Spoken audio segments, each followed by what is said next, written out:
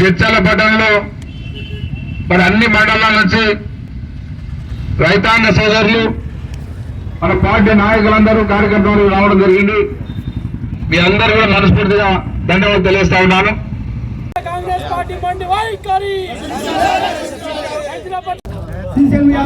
కాంగ్రెస్ ప్రభుత్వం వచ్చిన 4 నెలల లోపలనే ధర్నాలు చేయవలసిన పరిస్థితి రైతులు కావాలని దురదృష్టకరం. గతంలో ఏ ప్రభుత్వం వచ్చినా ఇంతవరకు మన చరిత్రలో చూస్తే మరి ఇంత తక్కువ సమయంలో రైతులు కానీ ప్రజలు కానీ రోడ్లెక్కే అవకాశం అవసరం ఇప్పుడు రాలే.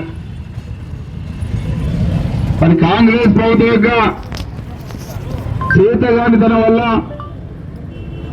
రైతాంగ వ్యతిరేక విధానం వల్ల ఈ కొద్ది సమయంలోనే మరి రైతులంతా రోడ్ల మీద రావాలన్న దుస్థితి ఏర్పడడం జరిగింది.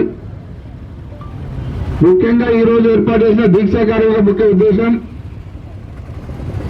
మనం ఏదో కొత్త కోరికలు అడగాలని కాదు, కొత్తగా రైతుల నుంచి ప్రభుత్వం కూడా విషయాల గురించి కాదు, కేవలం ఎన్నికల సందర్భంలో కాంగ్రెస్ పార్టీ నాయకులు కాంగ్రెస్ పార్టీ ఏదైతే రైతులకు హామీలు ఇచ్చిందో ఆ హామీలను మాత్రం నెరవేర్చమని డిమాండ్ చేయడం జరుగుతా ఉంది. ఈ కరువు అనేది కాలం తెచ్చిన కరువు కాదు, కాంగ్రెస్ తెచ్చిన కరువు అనేది రైతులంతా ఆలోచిస్తా ఉన్నారు. వాళ్ళ చేతగానితనం వల్ల వాళ్ళ రైతుల పడ్డ నిర్లక్ష్యం వల్ల ఈరోజు దుస్థితి ఏర్పడ్డది.